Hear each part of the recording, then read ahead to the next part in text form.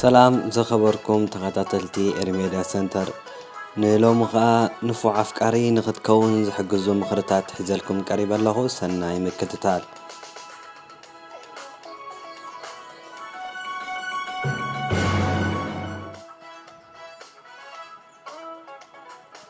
ንፉዕ ኣፍቃሪ ንኽትከውን ዝሕግዙ ምኽርታት ከምቲ ኣብ ስራሕና ንፉዓትን ብቑዓትን ክንከውን ምእንቲ ልምድን ፃዕርን ዘድሊ ንፉዕ ኣፍቃሪ ክትኸውን ግን ተመሳሳሊ ልምድን ፃዕርን ኣገዳሲ እዩ። ብርግፅ ነፍሲ ወከፍ ፍቕራዊ ዝምድና ዝተፈላለዩ እዩ።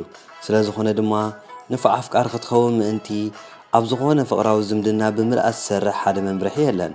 እዚ ኮይኑ ኣብ ምህናፅ ፅቡቕ ፍቕራዊ ዝምድና ብዙሕ ዝሰማምዕሉ መሰረታዊ መትከላት ግን ኣለዉ። እዞም ስዕቡ ድማ ብኽኢላታት ናይዚ ዓውዲ ካብ ዝጥቀሱ ምኽርታት ገለ እዮም። ቅኑዕ ኩን። ኣብ ሓደ ብሱል ፍቕራዊ ዝምድና ቅንዕናቲ ዝበለፀ ፖሊሲ እዩ ክበሃል ይኽእል። ከቢድ ይኸውን ይኽእል እዩ፣ ግን ሓቅነት ንፍቕራዊ ዝምድና ትንፋሱ ምዃኑ ምፍላጥ ኣገዳሲ እዩ። ሽዑ እኳ ከቢድ እንተኾነ ዘጋጠመ እንተጋጠመ ሓቀኛ ብምዃንካ ግን ወልሓደ ክብድሃካ ዝኽእል ነገር የለን። መፅናዕትታት ከም ዝሕብርዎ ፍቑራት ካብ መጀመርታ ሌልኦም ሓቀኛታት ተደኣ ኮይኖም ኣብ መርዓን ሓዳርን ናይ ምብፃሕ ዓብዪ ተኽእሎ እዩ ዘለዎ። ስለዚ ንኣፍቃሪትካ ከም ትፈትዎም ነገራት ትገልፀላ፣ ዘይበርሁኻ ነገራት እውን ንገራ። እናዛናኻ ዓልላ።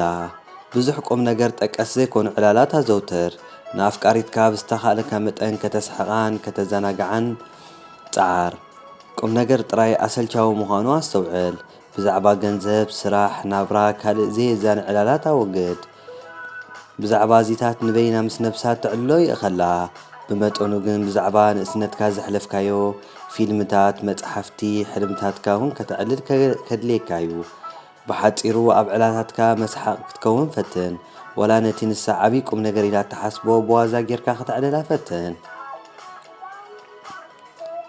ንነብስኻ ምሰል። እዚ ኣብ ፍቕራዊ ዝምድና እቲ ኣዝዩ ኣገዳሲ ነጥቢ እዩ። ክኢላታት ናይዚ ዓውዲ ከም ዝገልፅዎ ደቂ ኣንስትዮ ዘይንሱ መሲሉ ንዘቐርበን ወዲ ተባዕታይ ፈፂመን ኣይፈትውኦን እየን። እቲ ዝገርም ደቂ ኣንስትዮ መን እዩ ዘይንሱ መሲሉ ክቐርብ ዝደሊ እውን ሓያል ናይ ምልላይ ክእለት ኣለወን።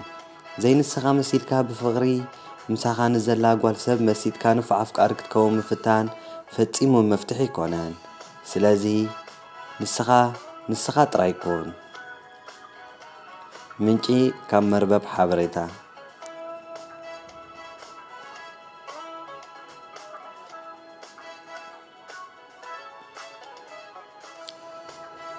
እምበር ከስ ዝኸበርኩም ተኸታተልትና ኤርሜድያ ሰንተር ኣብዛ ቻነል ሰብስክራይብ ክትገብሩ እንዳተመነኹ ኣብ ቀፃሊ ኣብ ካልእ መደብ ክሳብ ንራኸብ ሰላም።